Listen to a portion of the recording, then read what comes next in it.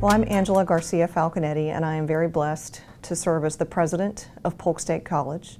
My parents came from Cuba as children. My father left Miami at the age of 13, right after the Bay of Pigs. Interesting story that my grandfather dropped him off at the airport. He didn't know where he was going. He had a bag packed for him and said, used to call him Sonny. So he said, Sonny, if I never see you again, or your mother never sees you again, just know that we're sending you to the United States to study so that you can have a better life. And my father said, he cried the whole way, and he was very fortunate to see his parents about 12 months later in the United States, in Miami in particular, and they moved to Jacksonville, Florida eventually. My mother was also about 12 years old, and interestingly, she always loved dolls, so she took one of her dolls from when she was a child with her to the airport. She was actually flying to Spain with her mother, my grandmother, and my aunt, her sister.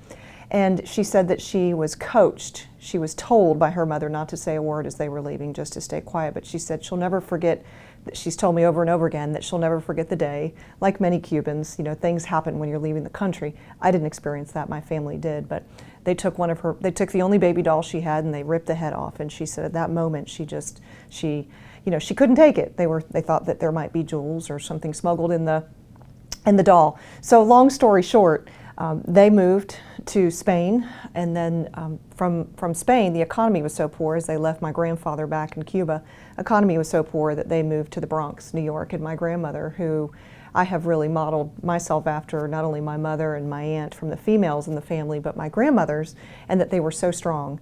This grandmother on my mother's side was a seamstress in the Bronx trying to make money to get her husband out of Cuba, my grandfather. So he met them eventually in the Bronx. They lived in a one-bedroom apartment, and the rest is history.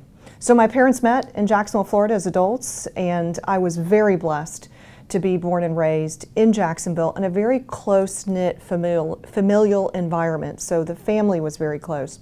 My upbringing was really around a lot of Hispanics, not only Cubans, but primarily Cubans in Jacksonville. And what was so beautiful about being born and raised with my family so close was that even though I did not live in Cuba, even though I did not see the struggles that they went through, the stories that I was told being raised by my grandparents and by my parents, but specifically my grandparents, about how to be successful in the United States of America and why they left everything behind to create a better future for someone like me, I felt the only way to proceed forward in life was to try to dedicate myself to opening doors of opportunities for others.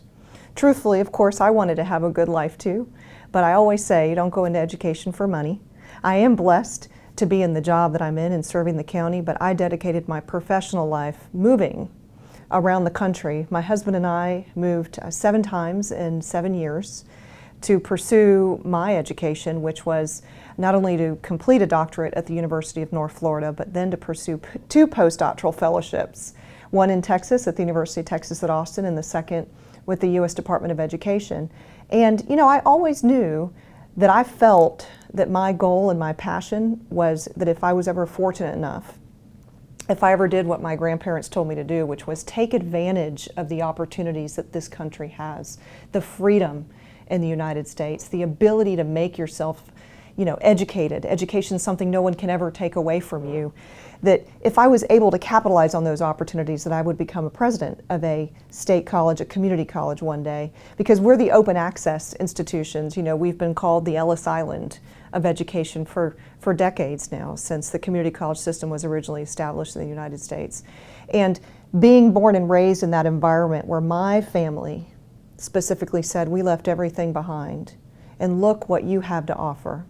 So moving forward, my life and my career has been with the hope and the aspiration to serve as a president, but always knowing that if that wasn't what was in store for me or how I was supposed to impact a community, those doors wouldn't open, and they did.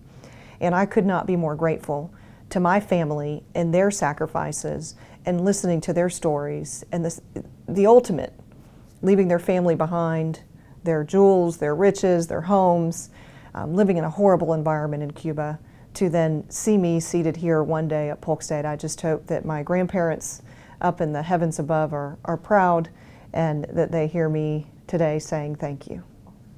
I believe every culture should be celebrated, but seeing that we're talking about Hispanic heritage, one of the main reasons is because the Hispanic population in Polk County continues to grow. If you look at the statistics across the country and then funnel into the state, and here in Polk County we have an increasing population of Hispanic students. For example, Polk State College, we just became a Hispanic serving institution. We're very excited about that, which means that we are now eligible to apply for Title V funding through the federal government, which means that we may secure more grants that will help all students, not just the retention and enrollment processes and the learning processes also of our Hispanic students. So that's very exciting, but you see the increase because we would have needed to have 25% of our student population to be Hispanic to be eligible for those funds.